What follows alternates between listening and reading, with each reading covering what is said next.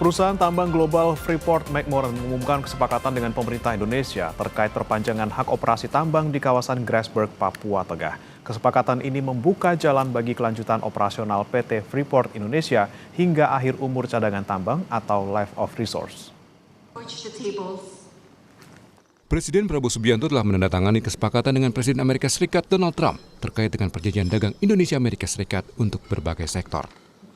Salah satunya adalah Nota Kesepahaman atau MOU dengan pemerintah Indonesia dengan PT Freeport McMoran. Kesepakatan ini mencakup izin usaha pertambangan khusus atau IUPK PT Freeport Indonesia untuk memberikan perpanjangan hak operasi hingga seluruh cadangan tambang di kawasan Grasberg selesai dimanfaatkan.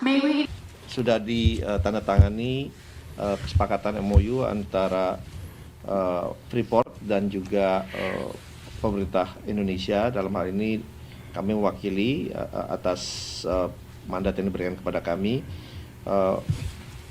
sehingga pihak Freeport bisa meningkatkan investasinya kurang lebih dalam 20 tahun ke depan, nilainya itu $20 miliar, dan ini juga akan memberikan dampak yang positif kepada baik dari segi penerimaan pajak dan yang lain-lainnya. Oleh sebab itu ini tentunya akan ditindaklanjuti sehingga akan menjadi definitive agreement dalam waktu yang tidak lama. Menteri ESDM Bahlil Lahadalia memaparkan poin-poin yang menjadi kesepakatan Indonesia-Amerika Serikat dalam sektor ESDM. Bahlil juga menjelaskan Indonesia menganut asas politik bebas aktif dalam konteks diplomasi luar negeri, dan Indonesia sudah melakukan hal ini sebelum perjanjian tersebut terjadi. Sebagai contoh, PT Freeport Indonesia sudah melakukan konsesi secara baik dan mengikuti aturan. Oleh karena 2035 itu adalah puncaknya, maka kita berpandangan bahwa penting untuk kita mencari solusi dalam rangka eksistensi dan keberlanjutan daripada usaha di Timika di Papua.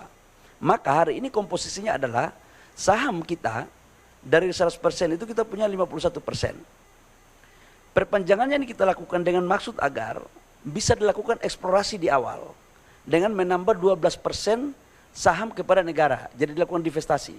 12% ini tanpa ada biaya apapun, khususnya untuk pengambil alihan 12%. Namun dalam proses untuk bagaimana meningkatkan eksplorasi, pasti di situ membutuhkan biaya, disitulah ditanggung renteng.